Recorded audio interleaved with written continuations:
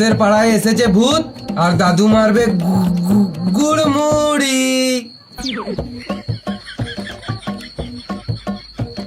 দাদু, ভূতটা কেমন দেখতে বটে? তোর মতো দেখতে পারে রে শুয়োরের বাচ্চা। তাহলে তো আমরা ডেলি ভূত দেখছি।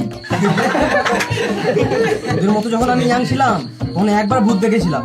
হ্যাঁ মা, দাদু বোকাচোদা বানাচ্ছে, ভুট্টুত কিছু হয়ই না। বেশ, শ্মশানে আমি একটা লাল কাপড় রেখে আসবো। তোর গাড়ি যদি দম থাকে তাহলে ওই কাপড়টা নিয়ে আসবি, দেখবো তো। ও পারবে না, ওর ভয় গাড় পেটে গেছে, গাড়টা পুলুক পুলুক করছে। তোদেরকে একটা কথা বলি শোন, যখন আমি ইয়াং ছিলাম তখন দাদু কেমন ছিল?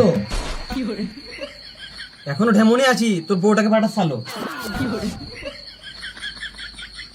আমি আগে প্রচুর মাছ ধরতাম, রাত দিন মানি নাই, গাড় ফাটিয়ে মাছ ধরেছি।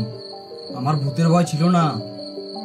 একদিন আমার মাছ ধরতে গিয়ে দেখছি জলটা খবর খবর করে নড়ছে। আমার তো মারা ভয়ে ঘাটটা শুকিয়ে গেল। ঘাটটা শুকিয়ে গেল কিন্তু তারপরেও আমি এগিয়ে গেলাম। তারপরেও আমার ফুলি ফুলি গাড় কাঁপছিল। ওই ভূতটা তো কিছুই ছিল না। এখন যে ভূতটা আছে না, সেটার নাম হলো স্প্রিং ভূত।